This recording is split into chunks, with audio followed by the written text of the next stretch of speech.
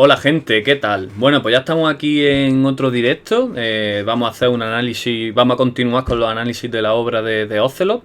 Y bueno, para empezar, perdonad un poco mis pintas, pero es que voy a contraola, todo el mundo está rapándose la cabeza y yo al contrario, dejándome las melenas, ¿sabes? Yo creo que hacía muchísimos años que no tenía el pelo tan largo. Pero bueno, es que pensándolo mejor, he estado a punto de pelarme, pero digo, ¿para qué? Si es que a lo mejor vamos a estar un mes encerrados, me va a crecer el pelo todo este mes, no voy a salir a ningún lado y nadie me va a ver. Digo yo, paso. Me pelaré un día antes de que abran las puertas y poquito más, ¿sabes?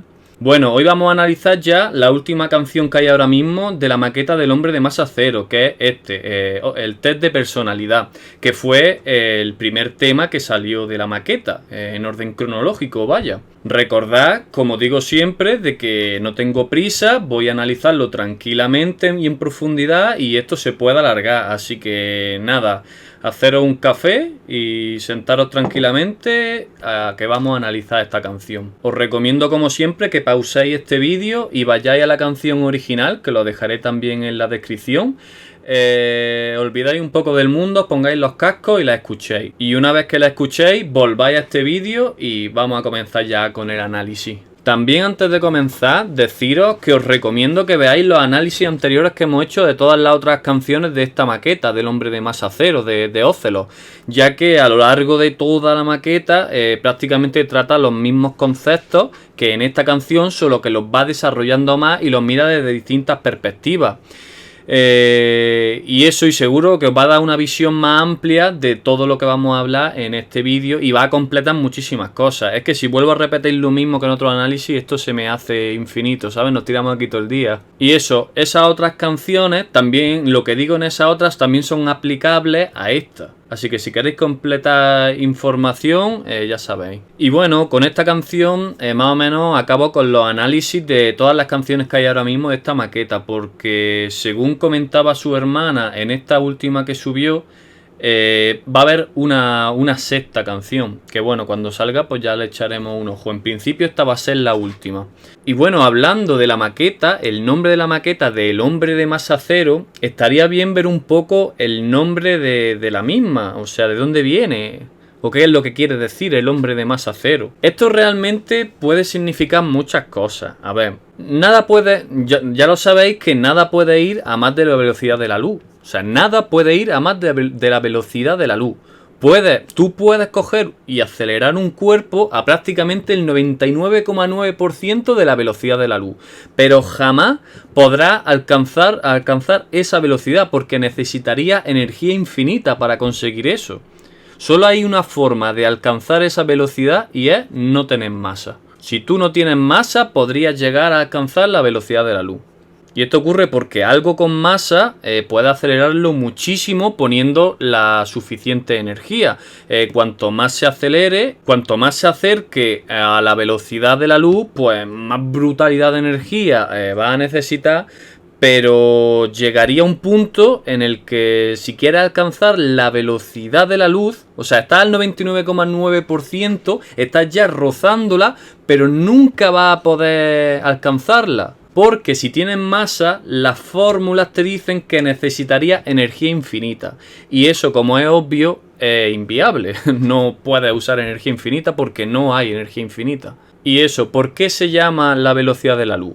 Pues porque la luz va a esa velocidad, es obvio.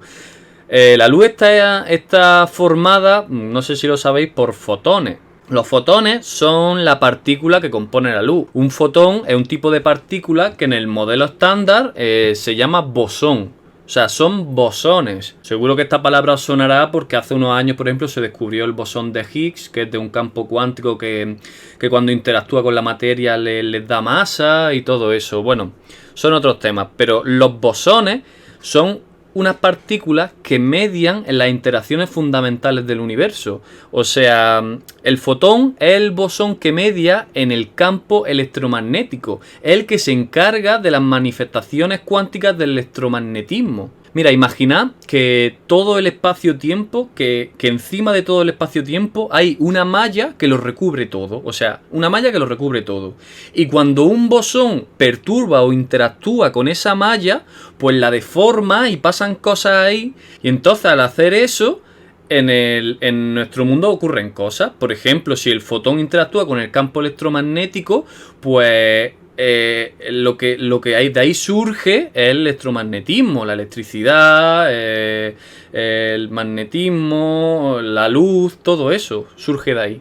Entonces, cuando el fotón interactúa con el campo electromagnético, pues de ahí es lo que digo, que es donde surge la luz o la electricidad, por así decirlo. Todo esto que os digo es explicado un poco malamente para que tengáis una idea sencilla. Realmente no es correcto, como yo lo he dicho, pero es una buena analogía. Al final, cada interacción fundamental tiene su bosón. O sea, cada interacción tiene un campo cuántico y ese campo cuántico, para hacer esas interacciones, tiene que haber un bosón que medie ahí. Y como ya dije en otros vídeos de análisis de la obra de Ocelot, hay 4 interacciones fundamentales principalmente. La nuclear fuerte, la nuclear débil, el electromagnetismo y la gravedad. Hay algunas más, pero bueno, esos son ya más abstractas. Las que vemos en nuestro día a día suelen ser estas 4. Pues el bosón, o sea, la partícula que media en el campo de la nuclear fuerte, se llama gluón, que viene del inglés glue, que significa pegamento en español, como puede ser, yo que sé, el superglue, por ejemplo. Pues de ese pegamento han sacado el nombre de esta partícula, gluón. Y por así decirlo, es el pegamento que se encarga de mantener unidos los núcleos de los átomos y que no se rompan, porque están sosteniendo la energía electromagnética que tiene dentro, que están repeliendo a los protones que hay en el núcleo, que al ser de carga positiva, porque los protones son positivos, pues se repelen. Ya sabes que cargas iguales se repelen. Entonces, en vez de romperse el núcleo entero, hay otra fuerza, que es la nuclear fuerte, que se encarga de tenerlos compactados, aunque quieran repelerse. Entonces, por así decirlo, es el pegamento que hace que los protones no se separen y se rompa el átomo, claro, si no, no podría haber materia. Después está la nuclear débil, que sus bosones son el bosón W y el bosón Z, se llaman. Y después está la gravedad, que esta es algo especial, la verdad. Y es porque aún no hemos encontrado su bosón. Y este es uno de los mayores misterios de la física actual, poder desarrollar una teoría cuántica de la gravedad. Pero bueno, aún así se teoriza que debe existir un bosón de la gravedad que se llamaría el gravitón. O sea, tiene nombre incluso. Y luego ya está el que nos interesa, en el que estábamos hablando ahora, que es el fotón. El fotón es el bosón del campo electromagnético. O sea, la luz, la electricidad, el magnetismo, todo eso. Todo eso surge cuando un fotón interactúa con el campo electromagnético. Ya me he repetido muchas veces. Bueno, al final esto no tiene mucho que ver con el tema en sí, pero bueno, era para poner un poco en contexto, ¿sabes? Y que entendáis un poco de lo que estaba hablando. Pero aquí lo importante es el fotón. Que como comentaba, el fotón que compone la luz aparentemente no ocupa espacio y encima no tiene masa. Como no tiene masa, el fotón puede viajar a la velocidad de la luz. Y no sé si sois conscientes de lo que eso significa. O sea, ir a la velocidad de la luz. O sea, cuando tú vas a la velocidad de la luz, el tiempo desaparece. Desde su perspectiva, los fotones no existen hasta que impactan en tu retina. O sea, es una locura. Pensadlo de verdad. Pueden tirarse una eternidad viajando el fotón por el espacio, que para ellos no es nada. Nacen y mueren en el mismo instante. Desde que el fotón, por ejemplo, sale del Sol, rebota con un objeto y de la Tierra y llega hasta tu retina, todo ese proceso para el fotón ha pasado a la vez. O sea, se ha creado en el Sol, ha recorrido todo el espacio, ha llegado a la Tierra, ha chocado con un objeto, ha rebotado, ha llegado a tu retina y ha chocado con tu retina. Y ahí ya lo está procesando. Todo eso ha pasado para el fotón a la vez. Y un caso que es más loco aún, si lo pensáis, son por ejemplo las estrellas que se ven en el cielo de noche. Todas esas estrellas son luces de estrellas, de galaxias que están a millones de años luz. O sea, la luz lleva millones de años desplazándose a la velocidad de la luz por el vacío del espacio. O sea, que la velocidad de la luz son unos 300.000 kilómetros por segundo. O sea, 300.000 kilómetros cada segundo recorre la luz. Y imagínate que eso lo lleva haciendo millones de años. Pues lleva recorriendo en el espacio, llega a la Tierra impacta en tu retina y todo eso ha pasado para el fotón a la vez. O sea, incluso puede que muchas de esas estrellas que estás viendo, que nos llega su luz, ya no existan, hayan explotado o lo que sea, ya no estén ahí, pero sus fotones han tardado tanto en llegar que aunque las vemos como si estuvieran ahí, cuando miras a las estrellas, realmente estás viendo literalmente el pasado. O sea, esa luz es del pasado. O sea, puede que ya ni existan, es como una fotografía del pasado. Pues bien, todo ese tiempo de millones de años viajando para el fotón ha sido un instante. Nació en una estrella y chocó contra tu retina 1.000 millones de años después, y todo eso el fotón lo sintió en el mismo instante. Recordad que la relatividad nos dijo que el espacio-tiempo es relativo, y a esto a lo que se refería Einstein. Si yo llevo un reloj encima y me voy en una nave espacial a toda velocidad, acercándome a la velocidad de la luz, y tú te quedas aquí en la Tierra, cuando yo vuelva, a lo mejor dentro de 20 años, 20 años después, pues puede que para mí hayan pasado solo una hora y para ti hayan pasado años. O sea, el tiempo que experimenté yo de forma local fueron una hora. Y eso pasó a la vez que el tiempo que experimentaste tú, que estabas en la Tierra, que fueron años. O sea, la energía y la gravedad pueden deformar el espacio y a su vez el tiempo que está embebido en el espacio. Todo esto se ve bastante bien en películas como, por ejemplo, la de Interestelar. O sea, que ocurre algo similar y eso es real. Mira, es más, otro ejemplo así más visual y más real para que lo veáis, porque es algo que ocurre a día de hoy.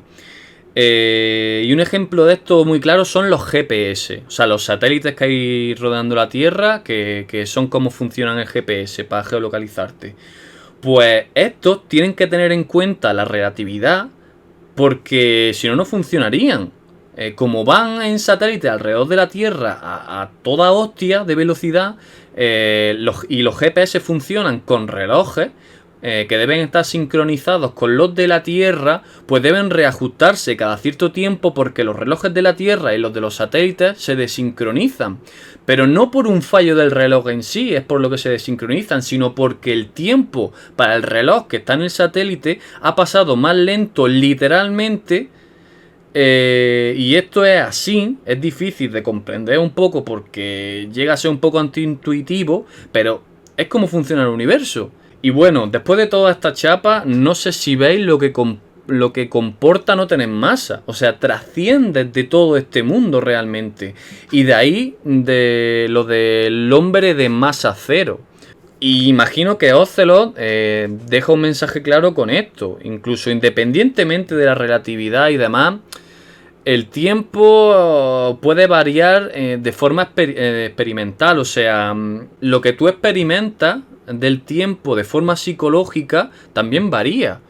Otro tema que tratamos en el análisis de la canción de Tejidos, por cierto.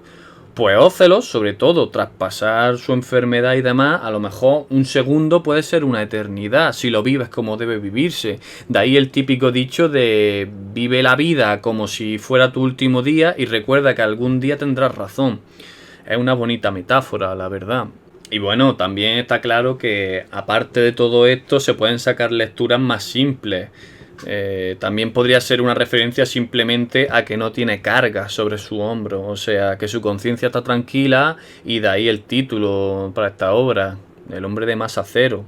O incluso podría ser que su cuerpo no representa lo que había en su mente, que su cuerpo no es nada más que átomos y cosas así. Ya digo, incluso puede ser un poco todas estas explicaciones a la vez. Puede tener muchas lecturas, pero por lo menos ya os hacéis una idea de lo que comporta no tener masa. Y bueno, como siempre me he enrollado y todavía no hemos ni empezado la canción. Aquí medio año hablando, solo para el título de la maqueta. Bueno, vamos a ello. Vamos a abrir la canción ya. Quieto, parado. Y vamos a darle al play. Ocelot, test de personalidad. Vamos a ello.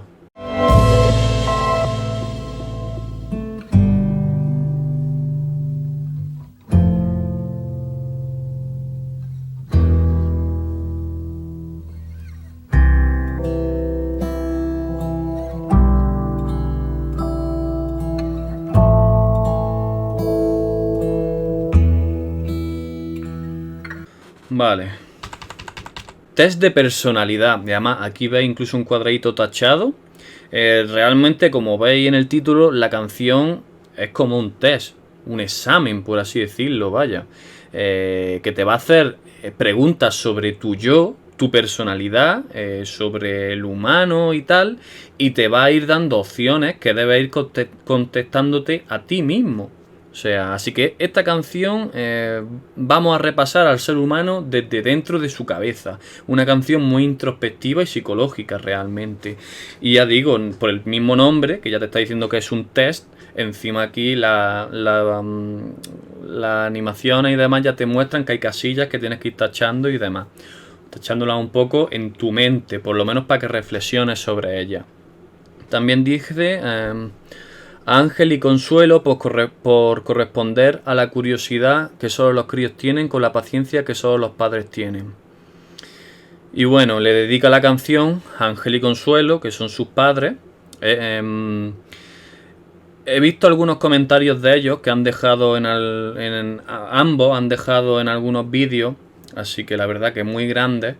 Y deben estar muy orgullosos de Fernando, la verdad. Hizo una obra increíble y muy compleja y también, yo que sé, por su humanidad, su legado y bueno, que gran persona en todos los sentidos.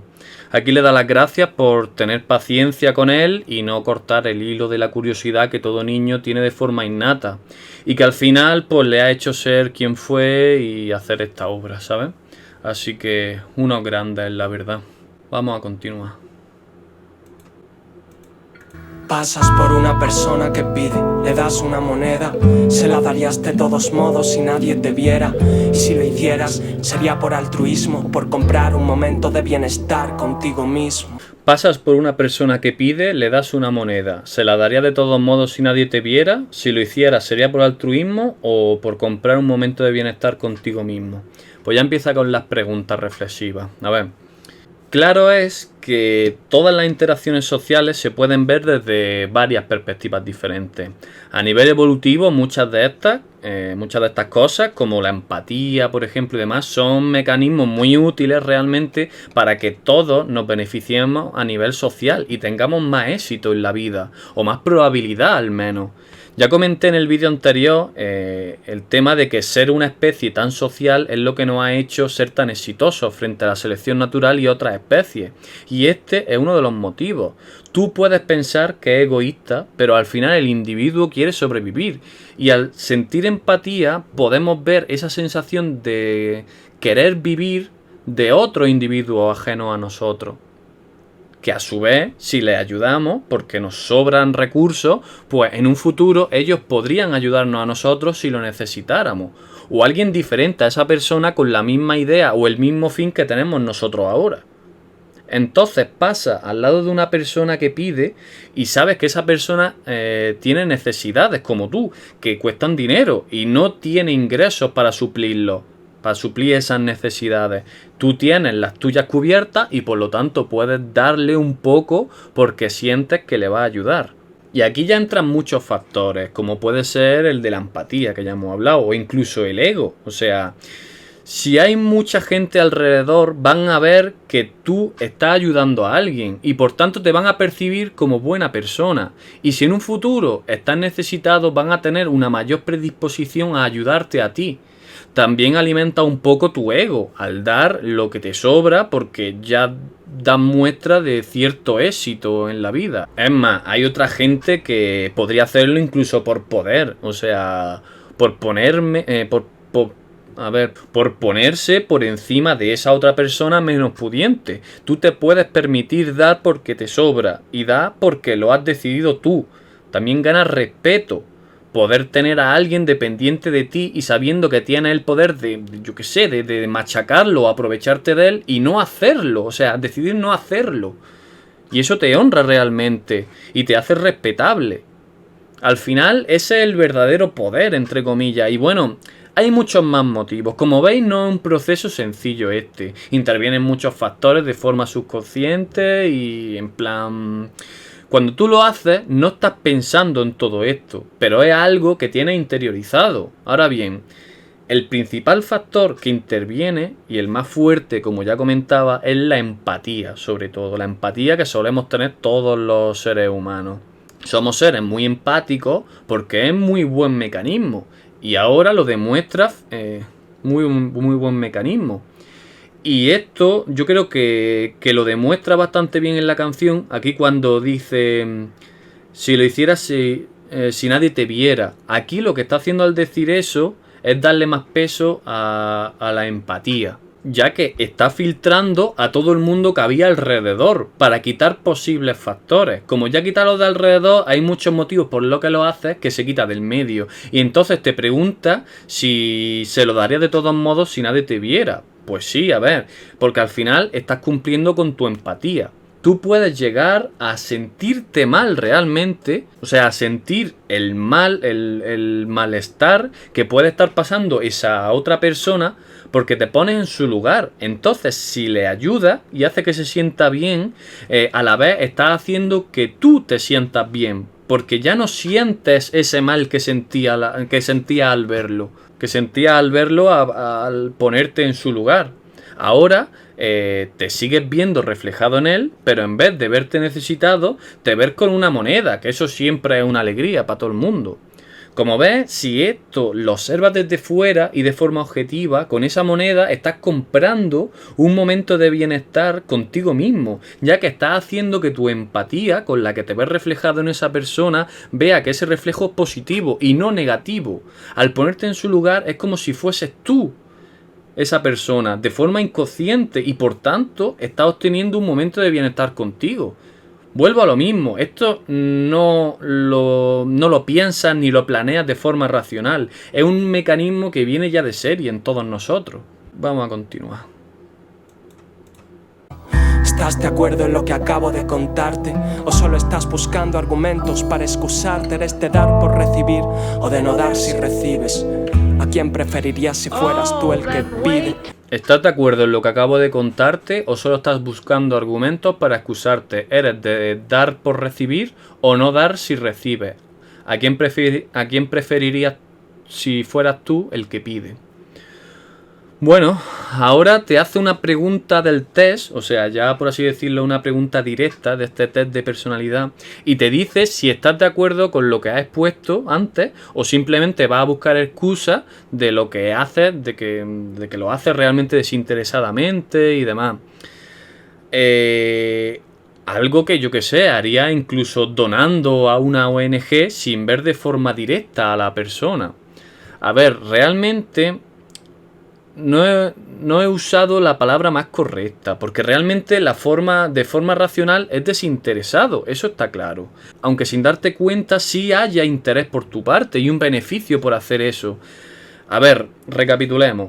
Realmente esta pregunta con dos opciones al final es una falsa dicotomía, realmente. O sea, lo que se conoce como la falacia del falso dilema, en la que te da a elegir entre a lo mejor dos opciones como si no existieran más posibilidades para contestar esa pregunta. O sea, te está llevando por este camino o por este, cuando a lo mejor el mejor camino es otro. O sea, es una falsa dicotomía. Y puede que haya más respuestas posibles, pero se entiende que lo hace porque realmente el motivo es ese que exponía antes. Es un mecanismo como es la empatía. Y haciendo esto es un buen recurso en la canción para guiarte un poco por el hilo argumental que llevan toda la canción. ¿Estés de acuerdo o no? Eso funciona así. Pues puedes darle un enfoque que tú quieras y verlo como quieras, pero es que es así. Y eso lo que ocurre es que no es algo racional. O sea, tú no piensas voy a darle una moneda y así me siento bien por un rato. No, simplemente sabes de forma subconsciente que esa es una consecuencia que va a obtener.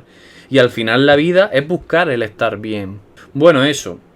Que ahora te da dos opciones. Dar por recibir, o sea, yo doy a cambio de recibir, pues lo que hemos dicho. Dar sabiendo que vamos a recibir ciertas cosas que ya hemos comentado o no. O la otra opción es no dar si recibe. O sea, ser egoísta y que me den, pero yo no dar nada.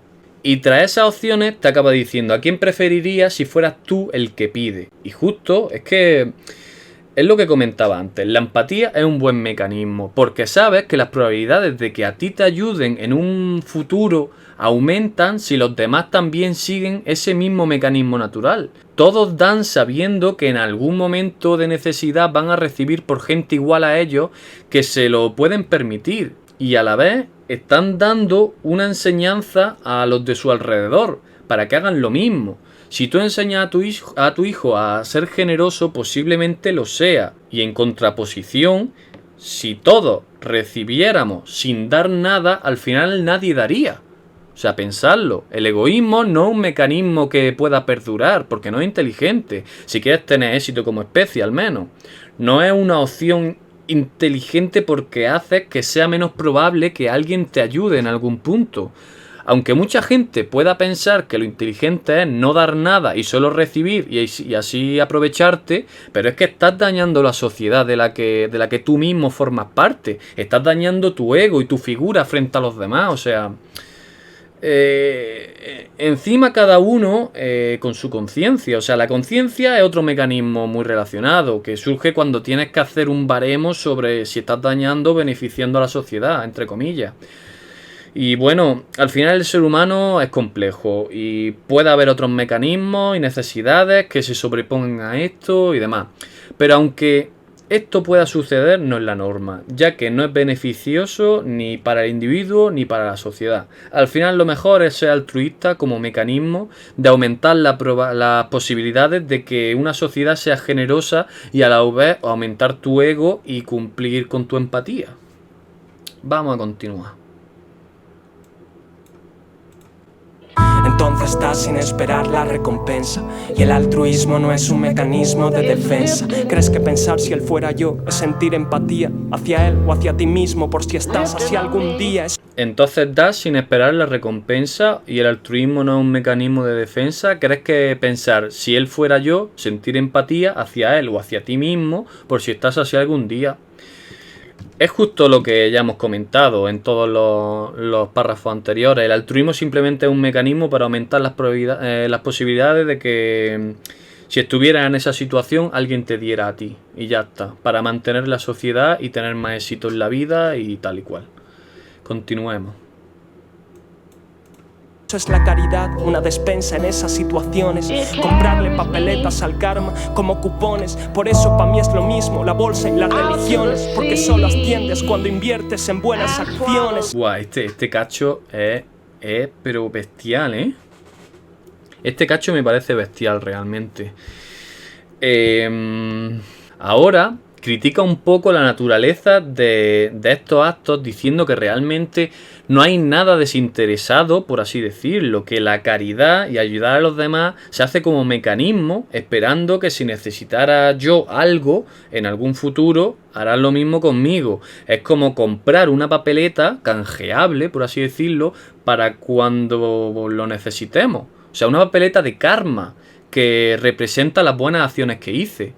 Y cuantas más papeletas de karma tengas, pues más tengas guardadas en tu despensa, más tranquilo estarás, porque más probabilidad habrá de que en un futuro de necesidad puedas canjearla y la gente te devuelva los favores que tú hiciste en el pasado. O sea, eso es lo que dice aquí. Esa es la caridad, una despensa en esas situaciones. Comprarle papeletas al karma como cupones. Claro. Tienes en tu despensa guardado un montón de papeletas de karma, de cosas buenas que has hecho, y eso quiere decir que en la práctica más gente te va a ver positivamente y va a querer devolverte esos favores. Y de ahí pasa ya a la crítica de que esto es como la bolsa, una bolsa de valores, por ejemplo, o las religiones, que solo asciendes cuando inviertes en buenas acciones. Es que esto es brutal, en serio. Es lo que comentaba. El dinero, por ejemplo, es una herramienta que sirve para guardar valor, o sea, y usarlo cuando tú lo necesites. Y lo ganas a cambio de tu fuerza de trabajo o de generar valor de alguna forma.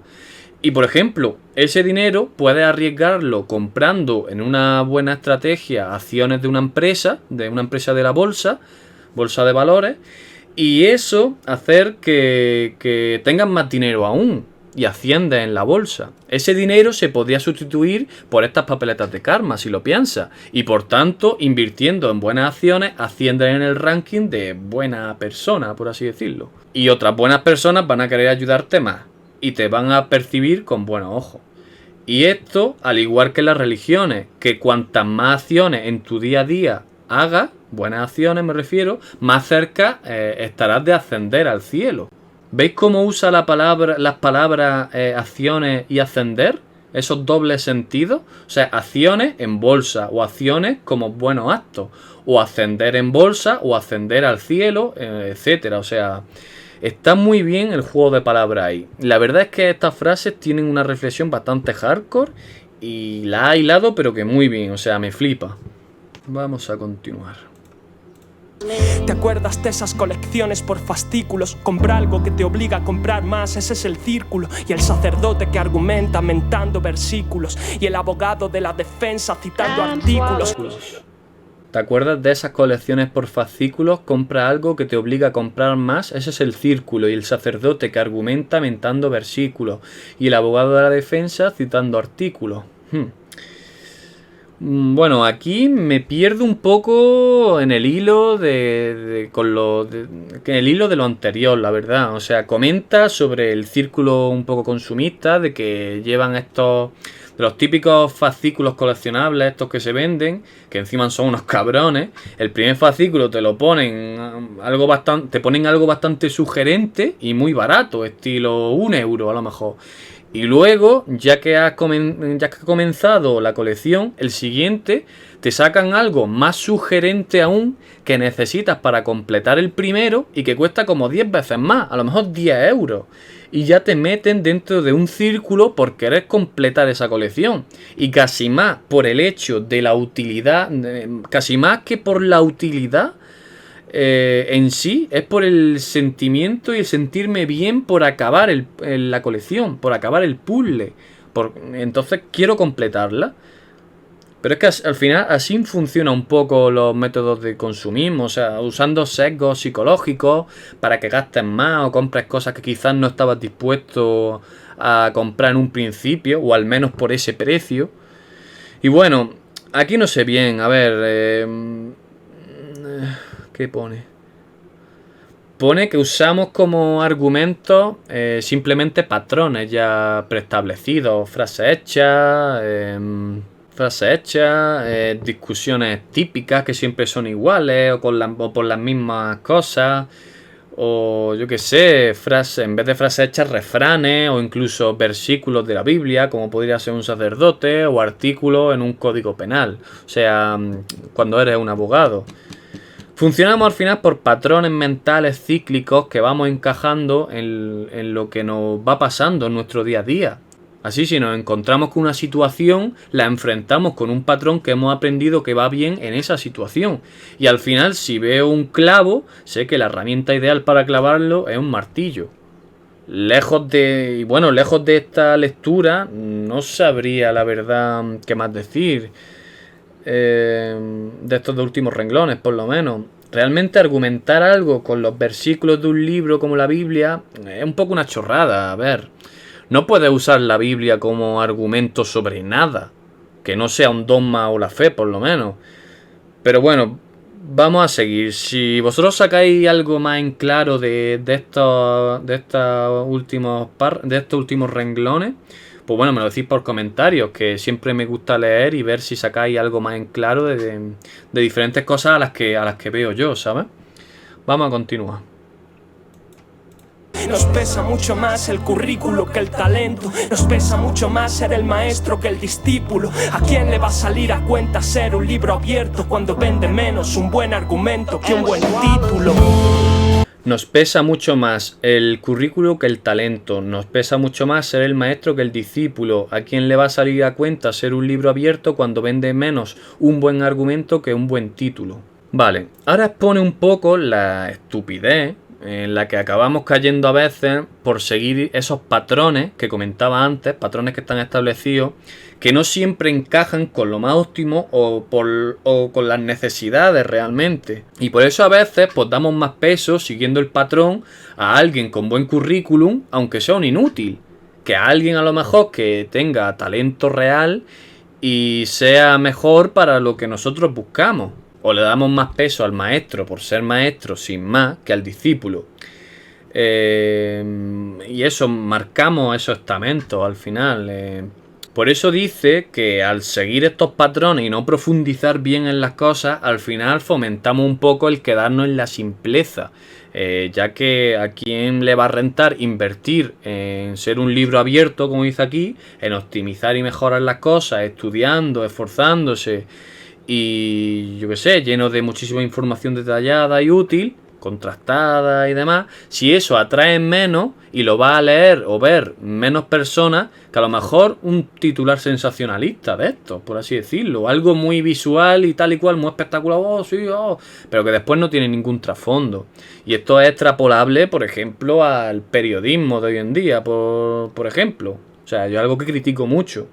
El fact-checking en vez del fact-checking. O sea, en plan, el chequear rápido en vez de chequear los hechos que hace el periodismo hoy en día. Por ejemplo, un problema con el periodismo actual es que se está yendo a la mierda por esto mismo. No es rentable hacer una buena noticia con argumentos y contrastada porque eso cuesta mucho más esfuerzo y tiempo y encima da menos impacto y dinero que sacar rápidamente una noticia chapucera sin contrastar y con un titular llamativo que encima es mentira usando clickbait para llamar tu atención.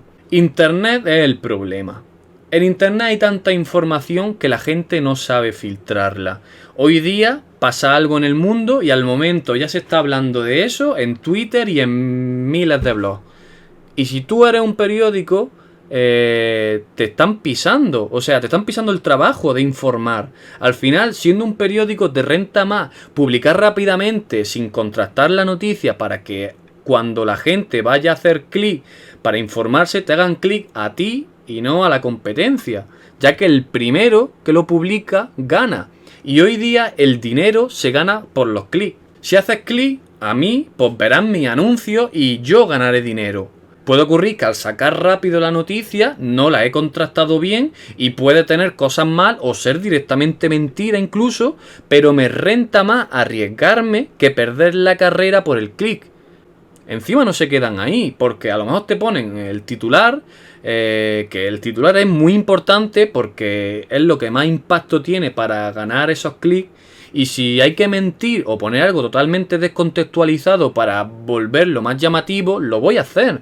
Porque voy a hacer que le des clic a mi titular y no al del vecino, que es el más sobrio y menos alarmista, por ejemplo. Entonces, como veis, no renta perder el tiempo elaborando e investigando para hacer bien un artículo con buenos argumentos e informar bien, si el de al lado en 5 minutos me ha sacado algo sin contrastar y le ha puesto un titular aleatorio y se ha llevado toda la pasta. Y yo estoy mientras aquí haciéndolo bien y me estoy muriendo de hambre. Y esto es extrapolable a todo. O sea, ¿vosotros qué creéis? ¿Que va a tener más visitas estos vídeos en los que estoy haciendo bien elaborado en su contenido y argumentado y demás? O cualquier vídeo de salseo del corazón, del famoseo, del gran hermano y todo esto. Pues eso, ahí lo tenéis. O en la misma canción. La canción de Ocelot, tan elaborada respecto a cualquier canción, yo que sé, de Justin Bieber, que realmente no dice nada, pues ya veis, ¿quién va a tener más visitas? Yo qué sé, yo creo que me entendéis, ¿no? Y bueno, respecto a esto del periodismo, había una frase que decían que era algo así como: no dejes que la verdad te estropee un buen titular. No recuerdo de quién era la frase, pero es que es tan real, en serio. Buah, de verdad, yo es que no me llevo muy bien con el periodismo, de verdad os lo digo. No hacéis una idea de la cantidad de problemas que generan en la sociedad el mal periodismo. Es que no hacéis una idea. O sea, a diario, pero las cosas que meten en la mente a la gente, la desinformación. Buah, porque es que tampoco recuerdo quién lo decía, pero es peor la sensación falsa de estar informado que la desinformación. Porque si yo estoy desinformado, cabe la posibilidad de que pueda informarme verazmente y hacer bien las cosas. Pero si estoy mal informado, yo pienso que ya estoy informado y voy a tomar decisiones respecto a esa mala información. Y no me voy a molestar en informarme más, porque creo que ya estoy informado. No sé si me expliqué, un poco paradójico, pero si yo cuando me informan me están engañando, parto ya desde una premisa falsa. O sea, lo voy a hacer fatal y encima no me voy a molestar en informarme bien. Entonces, eso es lo que hacen los periódicos hoy en día. Y buf, es que, a ver, esto me estoy liando un poco así, porque estoy diciendo medio improvisado, pero vaya, es que esto es como para dar un vídeo aparte, porque, madre mía, es un tema bastante extenso y, bueno, bastante serio también. Es más, hace unos años hice un blog de fact-checking para contrastar noticias y criticar estos hechos, que se llamaba Pseudoprensa, pseudoprensa.com, y escribí un manifiesto y todo, bueno... Pero bueno, al final por falta de tiempo y demás dejé el proyecto abandonado. Pero la verdad es que aún guardo por aquí una copia del manifiesto, la verdad. Hice una captura de la web.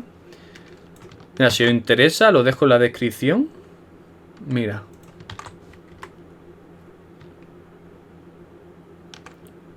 Esta era. Pseudoprensa, manifiesto sobre mala prensa. Y bueno, aquí hago un poco un análisis de cómo funciona el periodismo, los fallos que tiene, cuidado y responsables trabajando. Y los principales malos hábitos: usar clickbait, titulares engañosos, descontextualizados, absurdos, sensacionalistas, desinformados, noticias falsas, bulos, noticias sin fuentes, noticias científicas malinterpretadas sin ningún entendimiento de la base del estudio del método científico, dar voz a estafas camufladas, charlatanes, vendehumos, noticias confundidas con artículos de opinión, noticias políticas claramente subjetivas e interesadas, falta de pensamiento crítico y escepticismo, yo que sé, caer en todo tipo de falacias y de sesgos y madre mía. Eso sí, ojo, aquí hago un buen análisis porque, como pongo aquí, no todo va a ser echar el muerto al periodista. Esto es un problema de la sociedad. O sea, el problema también lo tiene el mal lector. O sea, los periodistas no tienen por qué educarte a ti. Tú tienes que saber filtrar esa información. Así que aquí también pongo un poco la contraparte para que veáis y hagáis un poco de autocrítica. Así que ya sabéis, verificar la fuente, no sin evidencia y sé crítico. Bueno... por cierto, que es que me voy mucho del tema. Tened en cuenta que yo no me quejo del periodismo o del periodista como persona individual. Me quejo del periodismo en general, de su funcionamiento actualmente, su fin, sus consecuencias y demás. Que es diferente, está claro, a que haya buenos periodistas y que se hagan bien las cosas y que se sigan haciendo. Pero yo hablo de un problema real. Y que realmente siempre ha existido por un u otro motivo. Yo simplemente digo que ahora con internet pues se ha democratizado más porque llega a todo el mundo de forma fácil, por así decirlo. Bueno, me callo ya y vamos a continuar.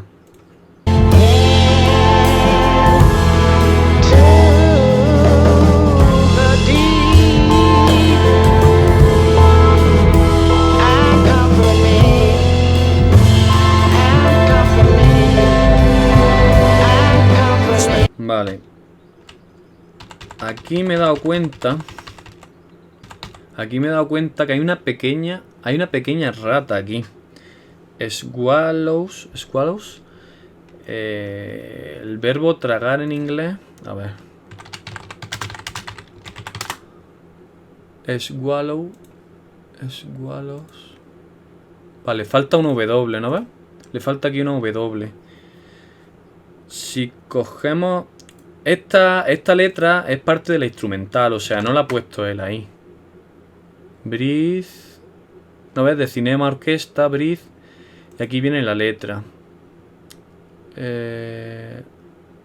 Vale, aquí está, ¿no ves?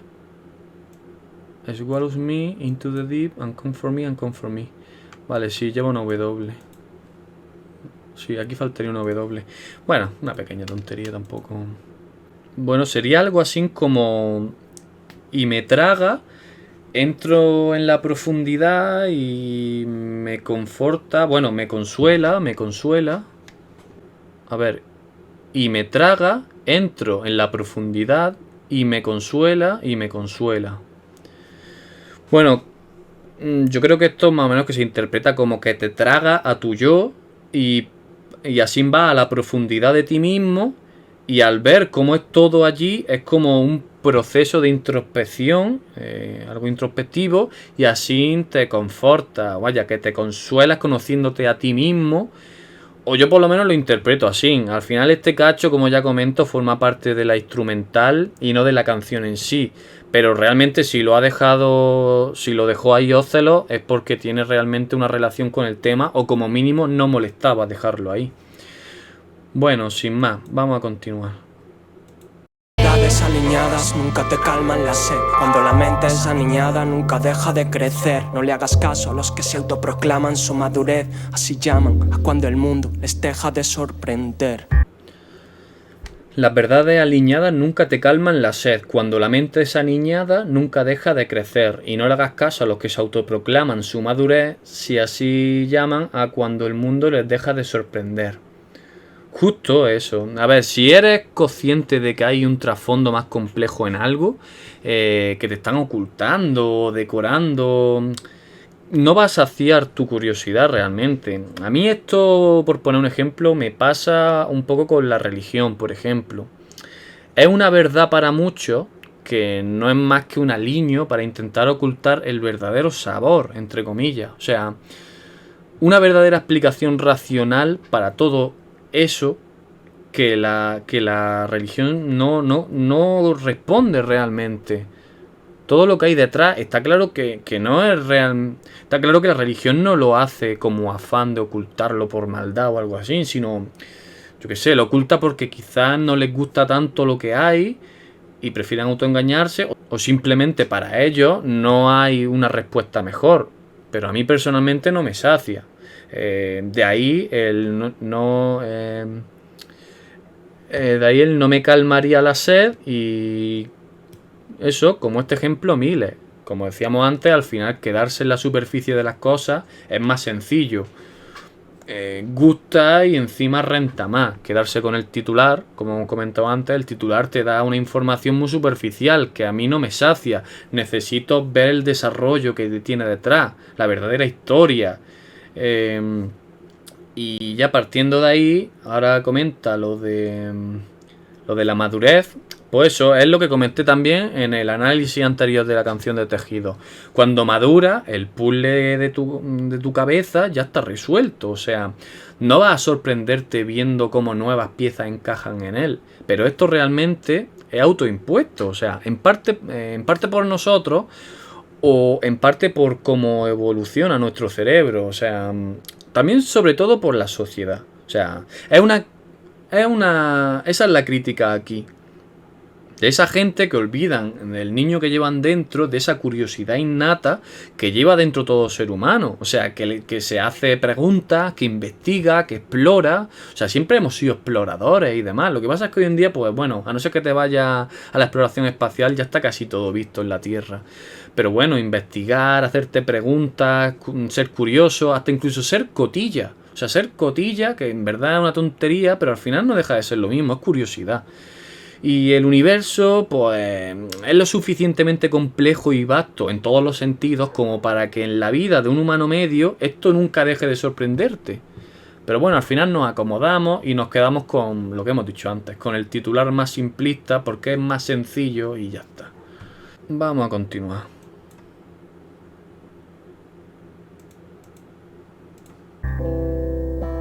No te fíes ni de ti mismo, que hasta tus recuerdos se adulteran cada vez que los evocas. Al fin y al cabo, tu yo pasado le cuenta su experiencia a tu yo presente, y este la molda a su nueva personalidad. Y así el mensaje cada vez que se transmite se pervierte, hasta que un día ya no queda nada del original. Vale, aquí he visto algo. A ver, no te fíes ni de ti mismo, que hasta tus recuerdos se adulteran cada vez que los evocas. Al fin y al cabo, tu yo pasado le cuenta su experiencia a tu yo presente, y este la amolda a su nueva personalidad. Y así el mensaje cada vez que se transmite se pervierte, hasta que un día ya no queda nada del original. Bien, por cierto, antes de empezar a analizar esto, no sé si habéis dado cuenta de aquí de una cosa.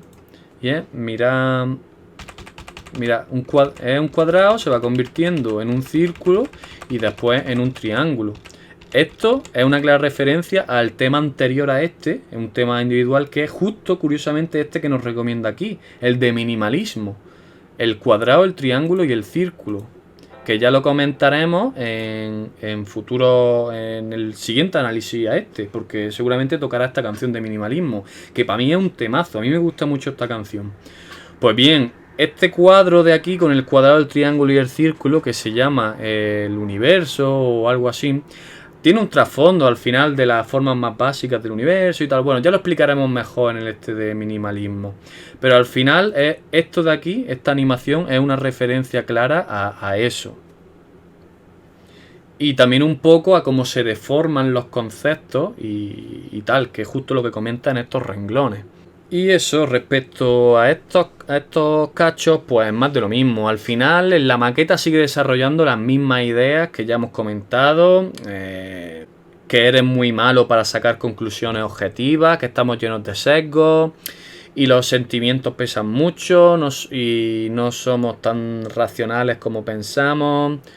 Y eso, tus recuerdos tampoco son racionales, solo son reconstrucciones de tu cerebro muy deformados y moldeados con el paso del tiempo.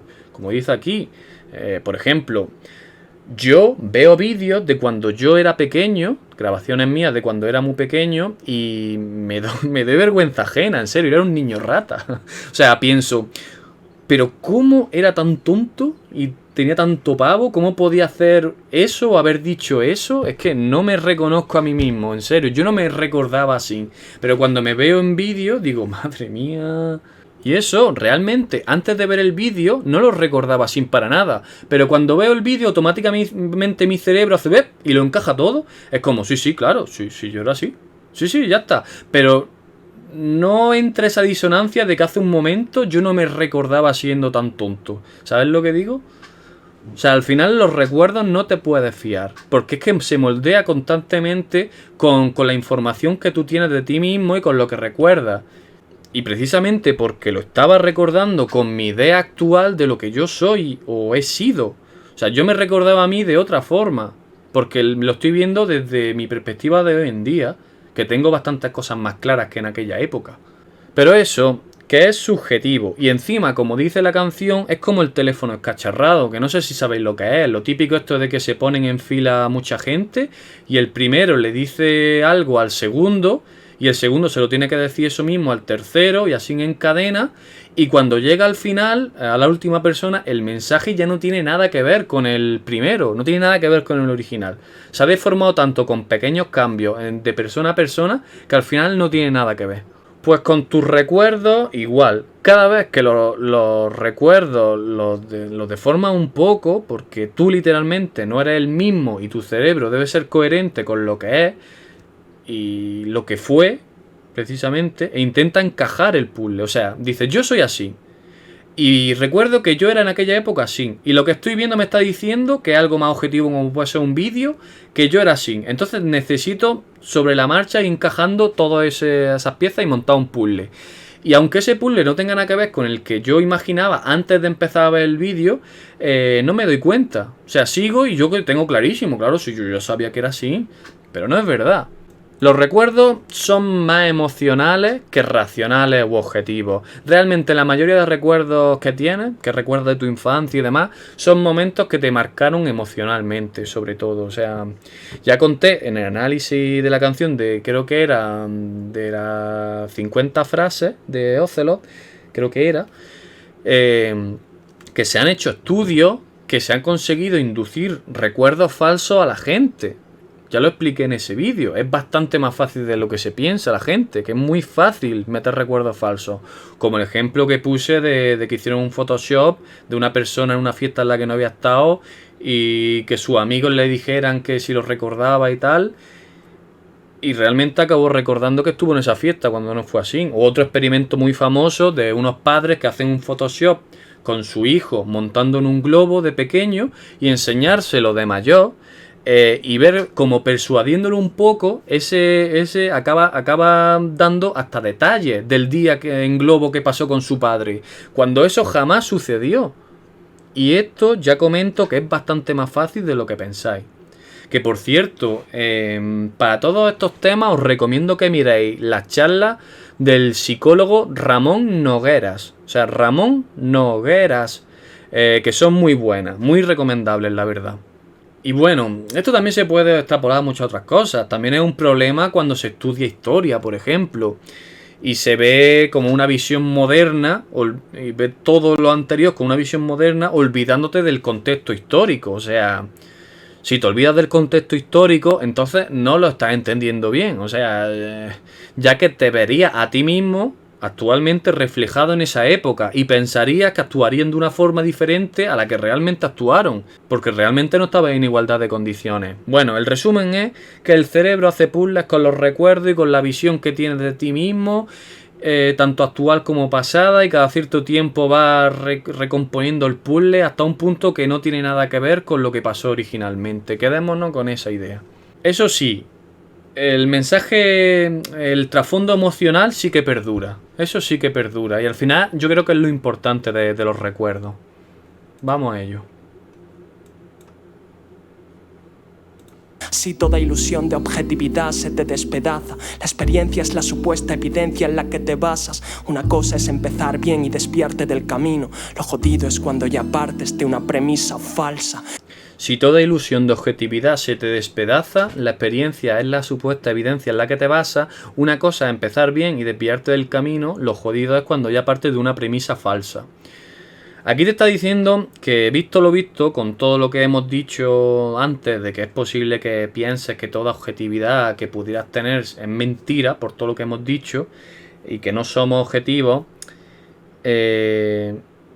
cosa que ya hemos tratado aquí y en otros análisis anteriores. Me repito otra vez, me va a tirar toda la canción diciendo que miráis análisis anteriores, pero es que encajan a la perfección con esta canción. Así que repasarlo para ver todos los ejemplos que he puesto, porque si no este vídeo se me hace infinito.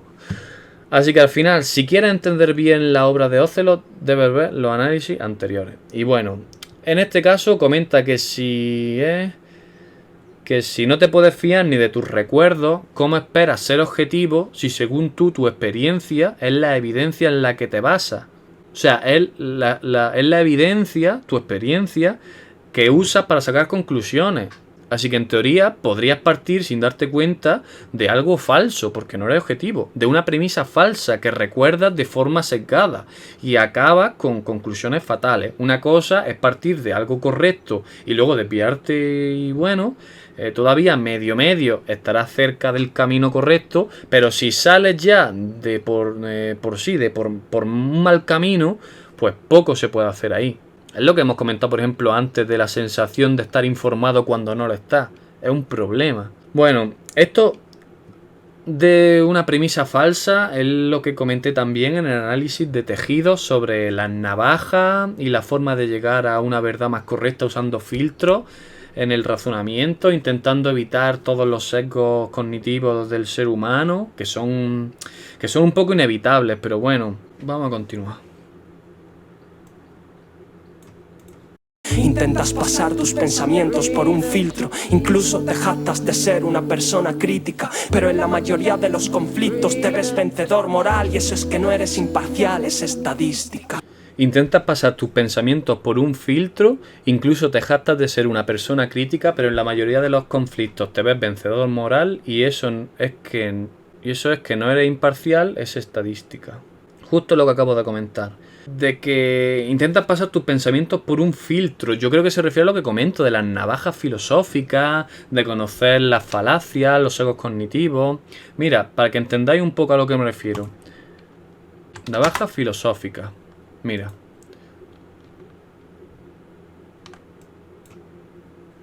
Hay muchas navajas, incluso más que las en español. Yo creo que en la versión de inglés hay más. Por ejemplo, un ejemplo de navaja. A ti te hacen una afirmación, ¿no? Entonces, la navaja de Occam dice: en igualdad de condiciones, la explicación más sencilla suele ser la más probable. Esto es así. Un ejemplo. Yo digo que la Tierra es redonda y otro dice que la Tierra es plana. Y yo digo, entonces, ¿cómo explican los eclipses? Que el Sol se ponga y la Luna salga y demás. En mi versión de la Tierra redonda es súper sencillo de explicar. Está más que explicado que están orbitando la Tierra. Y hay veces que se coinciden y se tapan unos a otros, y de ahí los eclipses. Se pueden incluso hasta saber cuándo va a ocurrir, se puede calcular. Y el de la Tierra plana, tú le preguntas eso y te empieza a explicar unas cosas hiper mega complejas, de giros súper extraños que hacen para arriba, para abajo, que se mueven con una perspectiva ahí súper extraña, al final va encajando. Entonces, en igualdad de condiciones, ¿cuál crees que de las explicaciones va a ser la más probable? O sea, si tú tienes que filtrar a una de las dos opciones que te dan, te vienen esas dos informaciones, ¿cuál crees que va a ser la más correcta? Pues en igualdad de condiciones, casi normalmente la más sencilla es la que más razón tiene. O incluso la más correcta, en el sentido de, yo tengo una fórmula matemática, ¿no? Y la desarrollo de una forma hiper compleja y me da un resultado. Pero descubren otra forma de resolverla mucho más sencilla y me da el mismo resultado. No quiere decir que sea menos correcta la compleja, pero sí que es mejor la más simple, porque hemos llegado al mismo resultado. Pues al final es eso la navaja de Occam. Que normalmente la navaja eso como que corta un argumento para poder filtrar esa información. Después está, por ejemplo, también la navaja de Anlon. Nunca atribuya a la malicia aquello que puede ser explicado adecuadamente con la estupidez. Eso es así. O sea, hay gente que se monta una especie de conspiraciones de la hostia y se basan simplemente en la maldad de una persona súper rica que es capaz de hacer cosas hiper mega complejas de la hostia, cuando realmente la mayor parte de la gente es tonta. Sin más, es tonta, y seguro que las consecuencias negativas que sacan de ahí no es un plan malvado súper bien orquestado de la hostia para que pasen esas cosas malas, sino que simplemente es la estupidez. Al igual que, por ejemplo, con el desastre que están haciendo con el coronavirus. Que sí, que seguro que hay ciertos intereses detrás y tal, pero son cosas muy concretas de muchas personas, no de una que está planeando ahí. No sé si me explico. Que al final es por la estupidez, por lo que se hace todo mal, no por la maldad. A ver, también tened en cuenta que esto no es siempre así. Simplemente las navajas son para ir cortando poco a poco. Si las usas todas, las probabilidades de llegar a una razón más correcta son mayores. No quiere decir que con una sola navaja vaya a llegar a la verdad. Después, por ejemplo, está la navaja de Hume. Si la causa que designa a un efecto no es suficiente para producirlo, se debe o bien rechazar la causa o bien complementarla de tal forma que se ajuste al efecto.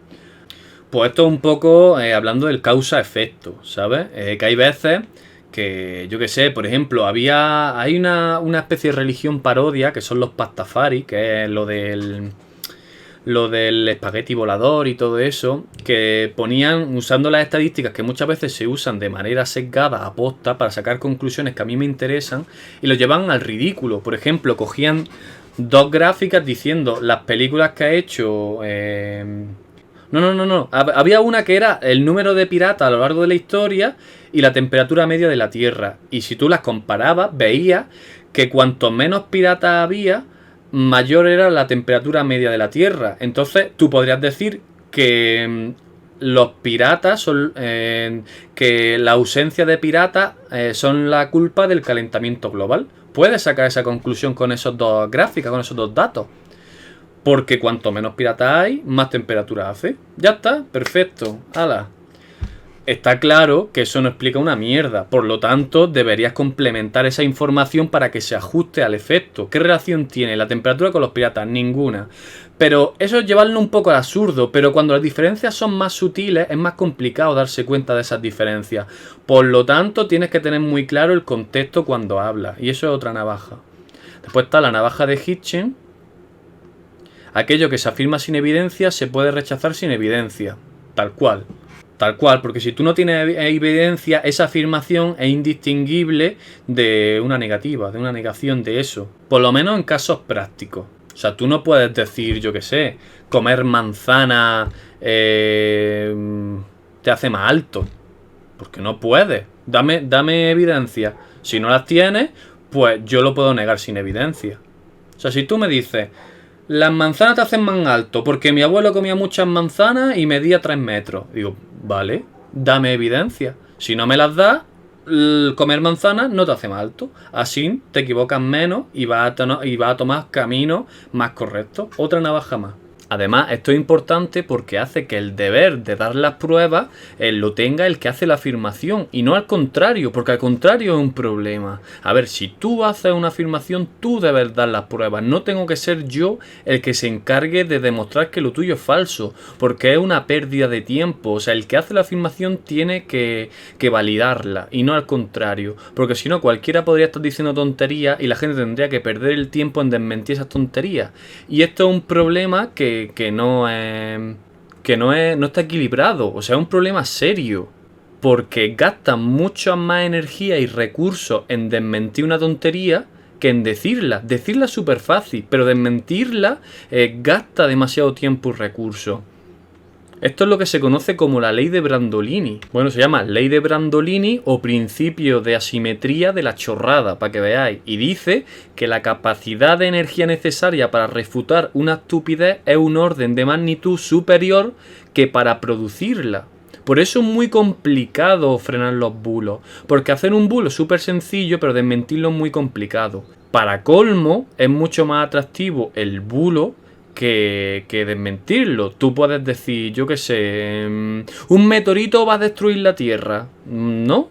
Y eso la gente lo va a compartir por un tubo en las redes sociales. Pero si tú ahora haces un vídeo a lo mejor de media hora explicando por qué la órbita de ese meteorito tal y cual no hay ningún peligro, pues es más complicado que eso se comparta, porque al final queda ya un poco más en el olvido. Y al final estos tipos de bulos son cíclicos, vuelven a los años, da igual las veces que los desmienta, porque no tiene el mismo impacto. Entonces esto es un problema, y encima decir esa tontería sin dar pruebas, sin aportar pruebas, es mucho más sencillo. Por eso usar esta navaja es muy importante. El que hace la afirmación tiene que dar la prueba, si no, yo la desmiento sin tener que dar ninguna prueba. Así que ya sabéis, sin evidencia no tiene sentido tomarlo en cuenta en la práctica. Tú puedes creer lo que quieras, pero tú.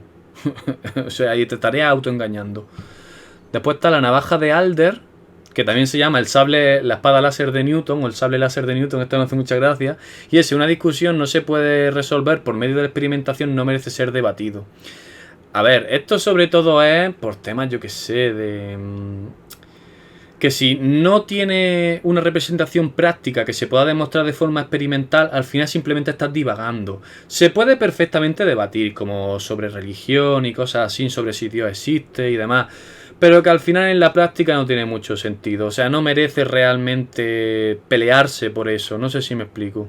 Después también está el principio de falsabilidad de Karl Popper, que esto es un principio bastante importante en el método científico, que esto ya lo expliqué en el primer análisis de Ocelot, de comiendo sin hambre y demás, en el que explicaba lo del dragón en la cochera de Carl Sagan, de cómo si tú tienes a lo mejor una afirmación que no se puede falsear, seguramente no es verdad. O sea, es lo que comentaba antes. Si yo te digo, tu abuelo que comía muchas manzanas medía 3 metros, vale, pues ¿qué pasa si ahora cogemos a otra persona y le alimentamos solo de manzanas y cuando llega la edad de tu abuelo no mide lo mismo?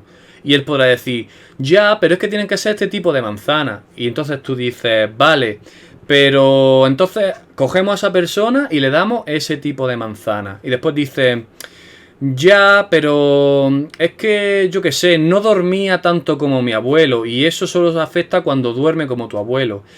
Y entonces coges a una persona, le das las mismas manzanas hasta la edad de tu abuelo y haces que duerma lo mismo, y cuando se lo intenta otra vez decir, seguro que se inventa otra cosa. Da igual las cosas que tú intentes hacer para mostrar que ese argumento es falso, si siempre se puede inventar algo para volver al debate. O sea, eso es una clara, por lo menos cosas que están claro que no tienen ninguna base, no tienen ninguna evidencia. Entonces, eso es una evidencia clara de que no es verdad. Y a la vez, como ya he comentado, varias navajas se pueden usar a la vez. En el tema este de las manzanas y el abuelo, cuando tú intentas falsarlo y ves que cada vez pones más y más y más y más cosas que se deben cumplir para que comiendo manzanas crezca, pues te das cuenta de que esa explicación es mucho más compleja que la tuya, que es que simplemente no es verdad. Y eso ya lo hemos comentado en la navaja de Occam.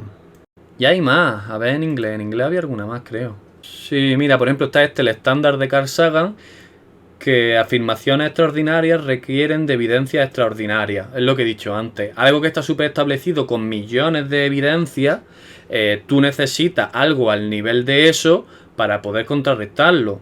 O sea, la Tierra es redonda. Tenemos tantísimas millones de pruebas de que es así, que si tú quieres decir ahora que es plana, necesitas un nivel de evidencia superior casi a lo de que la Tierra es redonda para demostrar tu tesis. O sea, no me vale con decir que la gente, los millonarios es muy malos y hay masones, iluminatis que quieren engañarte. Es una gilipollez de argumento. Tienes que darme argumentos tan sólidos como los que tenemos para que la Tierra sea redonda, para que yo pueda concederte que tu argumento, digo que tu afirmación es real.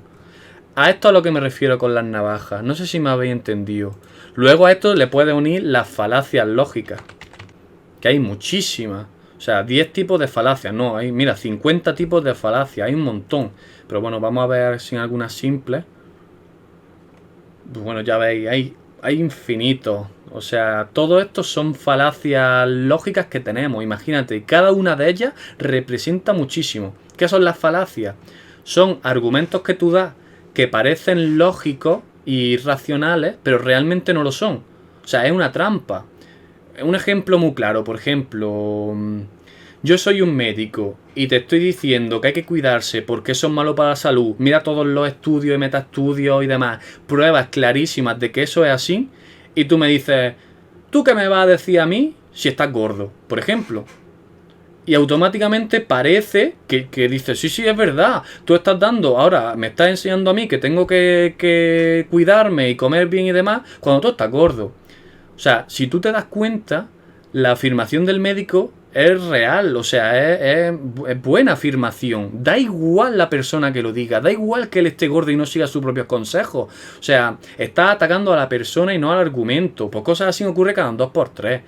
O gente, por ejemplo, antivacuna, que cuando los pones contra la espada y la pared, en vez de usar argumentos, por ejemplo, te dicen, todos estos estudios que dicen que las vacunas son buenas, aquí los tienes. Y entonces cuando se ve acorralado y ya no tienen manera de atacar esos argumentos, te dicen, tú es que estás comprado por las farmacéuticas, por eso dice eso. ¿Qué puedes contestar ante eso? Aunque fuera verdad, da igual. O sea, yo tengo pruebas objetivas aquí, no me las estás contrarrestando. O sea, son falacias lo que estás usando, un hombre de paja. O sea, no estás atacando mi argumento, me estás atacando a mí como persona para desacreditarme, cuando no tiene nada que ver. Algo correcto y que es real, da igual quien lo diga, que va a seguir siéndolo. Pues como esto hay aquí infinitos, por ejemplo, yo que sé, la falacia ad populum. Pues la falacia ad populum es que si lo dice mucha gente, pues debe ser verdad o deben tener más razón que una persona que está diciendo otra cosa. Y eso es mentira. Por ejemplo, yo soy homeópata. Tengo 3 títulos certificados de homeopatía. Puedo dar homeopatía básica, homeopatía para los resfriados y demás. He estudiado todo, sé todo lo que hay que saber de homeopatía. Todo. Precisamente lo hice como crítica para demostrar la gilipollez que es. Yo soy informático, no tengo nada de medicina. ¿Cómo es posible que yo pueda recetar unos medicamentos que son simplemente azúcar? O sea, estoy engañando y estafando a la gente. Estoy vendiendo 1 kilo de azúcar por 6.000 euros a lo mejor. Es una estafa. Tengo millones de pruebas y me puedo tirar aquel día poniéndotelas, ¿vale? Pero ahora viene una persona y me dice, no, que sí, la homeopatía es real porque a mí me funciona. Eso es una falacia. Dice, ¿qué tiene que ver que a ti te funcione si te estoy enseñando pruebas objetivas de que no? Eso es un sesgo cognitivo que tienes tú, que te piensas que te funciona cuando no es real. Son otras cosas. O sea, es como si te dicen, un resfriado, si no te tomas nada, se te pasa en 1 semana. Pero si tomas homeopatía, se te pasa en 7 días. ¿Ves la diferencia? Te tomes algo o no te lo tomes, se te va a pasar el resfriado. Pero si te tomas la homeopatía, puedes decir que es gracias a la homeopatía. Cuando si no te hubieras tomado nada, también se te habría pasado igualmente. Todo eso son sesgos. ¿Veis lo malo que somos las personas para estas cosas? Pues bien, el argumento ad populum, por ejemplo, es que si lo dice mucha gente, pues es verdad. O también otra falacia es que lo dice la falacia de la autoridad. La autoridad. Hay un premio Nobel real de medicina, que es homeópata. Tal cual. Entonces muchos homeópatas dicen, pero si hasta un premio Nobel dice eso. Y mira, para que un premio Nobel diga eso pueden ser 1000 cosas. Simplemente el especialista puede ser muy bueno en lo suyo, en su nicho concreto, pero eso es un inútil para otras cosas. O tenéis intereses económicos, o simplemente que ya se ha jubilado y se le ha ido un poco la pinza. Pueden ser millones de cosas.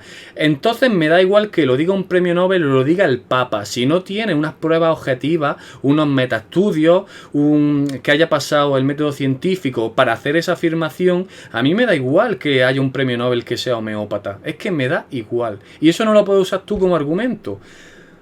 Mira, hay tantísimas falacias que me tiraría el día entero. Así que ya sabéis que existen, buscad guías si os interesa. Y bueno, aquí veis que os podéis tirar el día viendo fallos en la argumentación de la gente.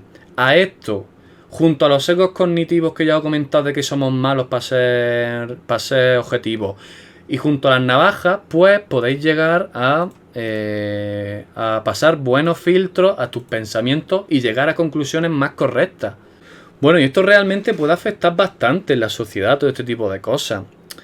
Mira, hablando de sesgos, un ejemplo que me viene a veces a la mente cuando hablo de estas cosas es el movimiento feminista, por ejemplo. A ver, no voy a criticarlo, yo estoy muy a favor. Pero, por ejemplo, algo que no me gusta es que ponen la desigualdad como un problema en el que solo el culpable es el hombre.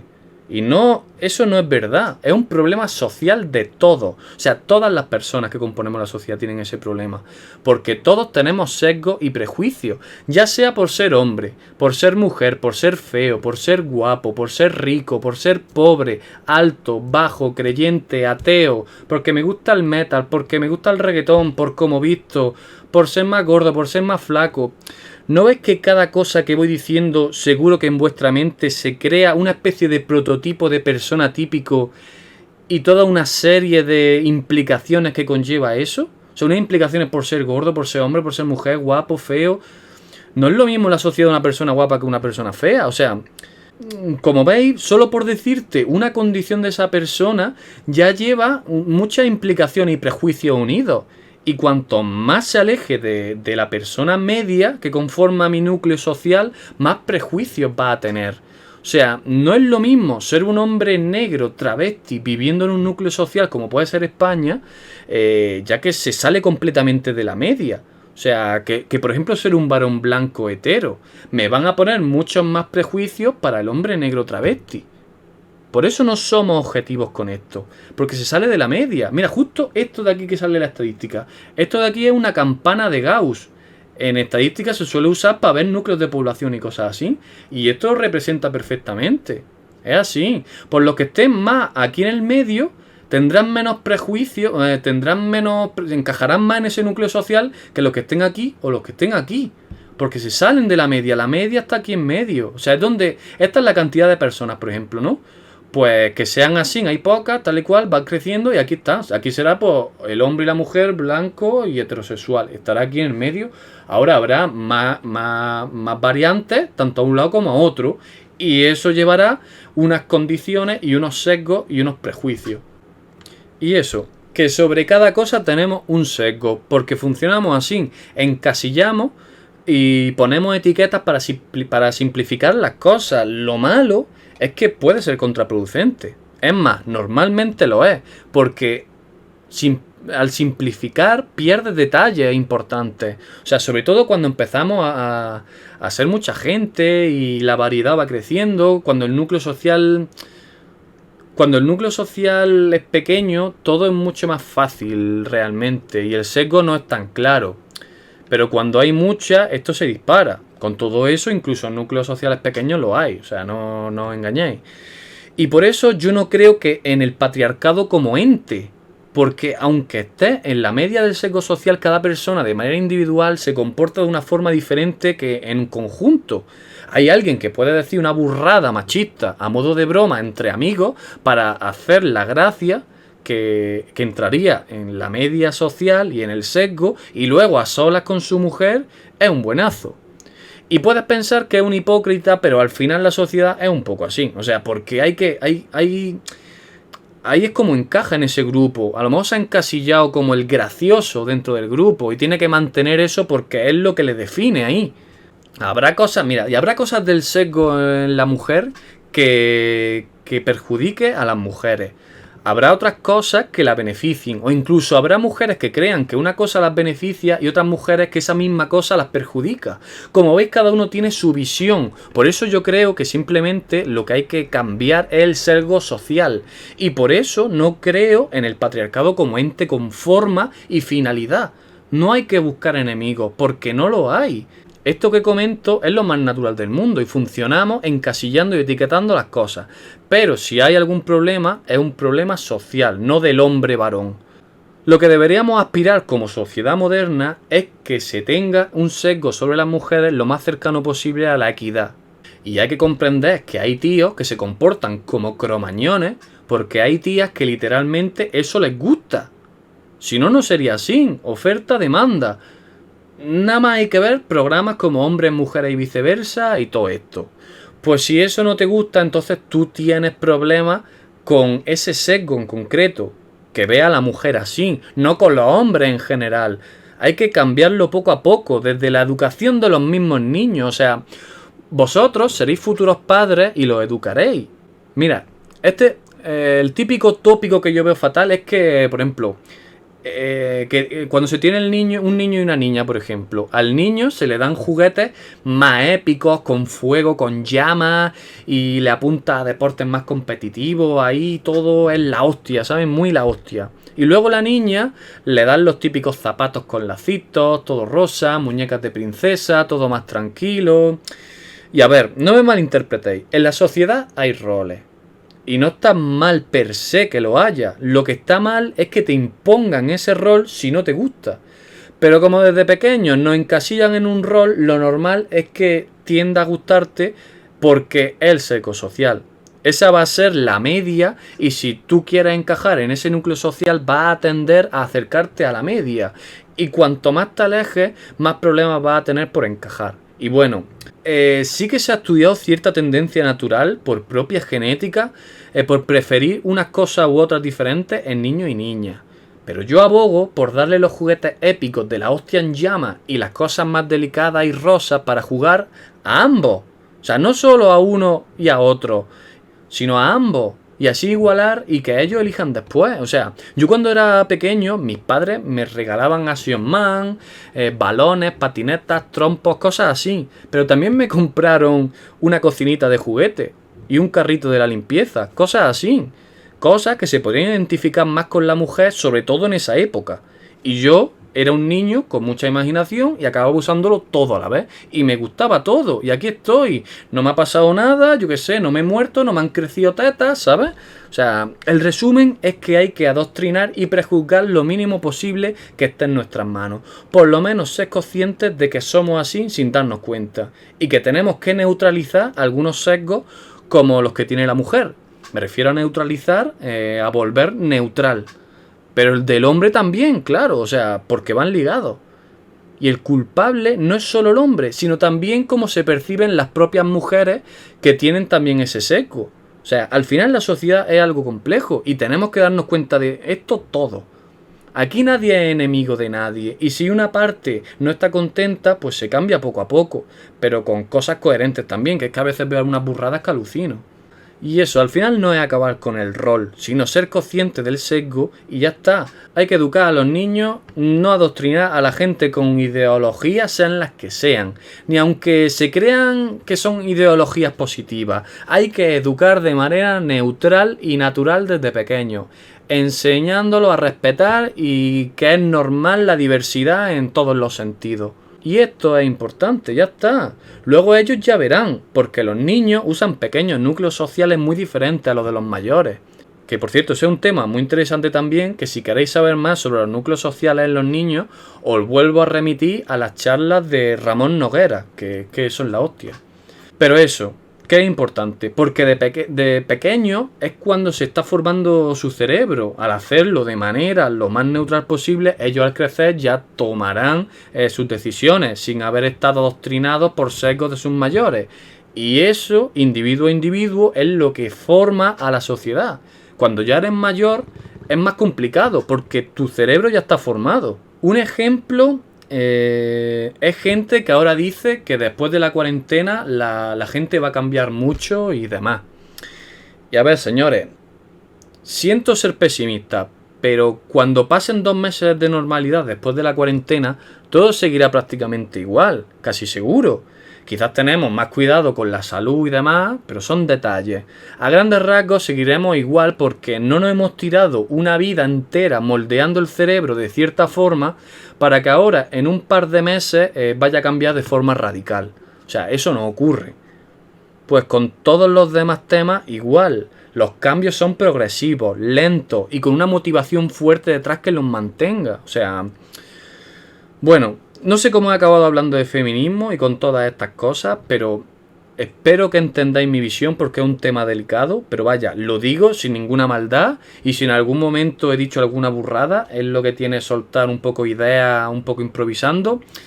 Y bueno, que se me entienda que yo no estoy atacando al feminismo, que yo estoy muy a favor. Lo que digo es que los enemigos no es el patriarcado, que no existe el patriarcado, no es un ente con forma y un propósito de oprimir a la mujer. Simplemente son sesgos de muchos individuos formando una sociedad, sin más. Y que hay que atacar a ese sesgo, no a la persona. Pero bueno, que me he perdido un poco del tema. A ver, decía... Volvamos a la canción. Decía, incluso te jactas por ser una persona crítica, pero en la mayoría de los conflictos te ves vencedor moral y eso no eres es que no eres imparcial ni estadística. Vale. Pues como he comentado al principio, pensar que los sesgos no te afectan por el hecho de conocerlos es a su vez otro sesgo. Incluso yo que los conozco, caigo en esos sesgos. Por eso, de mí, pensar que no caigo en ello es una tontería, ¿sabes? Aunque uses un método para intentar evitarlo, los pases por un filtro y en una discusión gane a alguien o te creas vencedor moral y con razón para echar algo en cara, al final no dejas de caer en otro sesgo como la otra persona y no deberías ser nadie para creerte superior moralmente. Porque tampoco eres imparcial, por mucho que pienses que lo eres. Solo has ganado una discusión que seguramente podrás perder en otro tema, si cambias el tema. Es algo estadísticamente que sucederá. Y como es lo que dice aquí, lo que he comentado antes, que al final la sociedad es una campana de Gauss y la mayoría estamos aquí en medio. O sea, estadísticamente está en la media con los demás. No te creas con más moralidad que la media. Y no eres imparcial. Vale, vamos a continuar. Al caso, no sigues culpando a la mala suerte, no sigues buscando al malo hasta en los accidentes, porque pesa menos la rabia que el duelo y al menos es un consuelo tener un palo que apretar con los dientes. Y al caso, no sigues culpando a la mala suerte, no sigues buscando al malo hasta en los accidentes, porque pesa menos la rabia que el duelo y al menos es un consuelo tener un palo que apretar con los dientes. Bueno, sí, aquí habla un poco también de... Bueno, es una frase típica, por ejemplo, lo típico de mal de muchos, consuelo de tontos. Y yo realmente esa frase siempre la he visto un poco... yo qué sé. Tú llámame tonto, pero no deja de ser un consuelo, realmente. O sea, es que lo es literalmente. Ya que mal de muchos, consuelo de tontos. Es que ese consuelo te ha dejado más tranquilo porque sabes que hay un núcleo social que te respalda compartiendo ese mal. O sea, no solo tú estás jodido, hay mucha más gente contigo jodida. O sea, estás compartiendo con un núcleo social ese mal. Como ya comentaba en el análisis de tejido, el hombre no se percibe si no es en sociedad. Si tú no estás solo con un mal, se lleva mucho mejor. Encima las posibilidades de superarlo con éxito aumentan. Y se puede compartir ese dolor y disiparlo más. No es lo mismo una persona con 5 euros que 5 personas con 1 euro. Imagina que ese dinero es el dolor o esa carga. La estás diluyendo. Y esto con todo. Al final es diluir un poco la culpa y el dolor. O sea... Si pasa algo malo, seguro que le echas la culpa a quien sea. Y si no hay nadie a quien echársela, pues se lo echa a la mala suerte porque así te desprendes de parte de ese peso y de esa responsabilidad, de esa carga. Y por ende se lo estás cargando a otro y así lo disipas. Otro ejemplo, en un accidente fortuito donde alguien fallece, por ejemplo, y nadie ha tenido la culpa, pues tiende a buscar un culpable, aunque sea remoto y retorcido la conexión que tenga ese alguien con el accidente, pero lo hace porque de esa forma pasa de un duelo, tú solo, y una desesperación que no puedes canalizar porque no comprendes el porqué, y esa incertidumbre de que por cualquier cosa que no se puede prever puede pasar algo tan terrible, pues no lo aguanta. O sea, algo que no se merecía esa persona, que incluso podría pasarme a mí, y es imprevisible. Pues eso es horrible. No es lo mismo eso de no tener nada claro que decir, ah, sí, es por culpa de este, porque hizo esto, y hizo una reacción en cadena que después de 5 días pasó esto y al final mira el accidente. Le estás dando un motivo y una explicación a ese desastre y eso es un consuelo. Prefieres canalizar la ira sobre algo con forma y que conoces que pasar un duelo sobre algo que no ha tenido explicación ni culpable y por tanto no se podría haber evitado y te crea mucha incertidumbre que no puedes justificar eso. Esto también es lo del patriarcado, por ejemplo. Es muy fácil canalizar todo en ese concepto de patriarcado. Porque es más sencillo y es un consuelo también. Y eso, que si ha muerto por culpa de alguien, al menos es justificable. Si ha muerto por azar, no puedes justificarlo. Y lo sientes como una injusticia en la cual no tienes dónde agarrarte como apoyo. No es lo mismo que disipar ese pesar en alguien. Es un consuelo, apretar de rabia un palo con los dientes. Ojo, no os confundáis. Vuelvo a decir que esto es un trasfondo que suele ocurrir, no tiene por qué ser así. A lo mejor había un accidente y aunque se ha retorcido, realmente la culpa es de alguien, ¿sabes? Pero yo digo que es simplemente la forma en la que funciona el cerebro.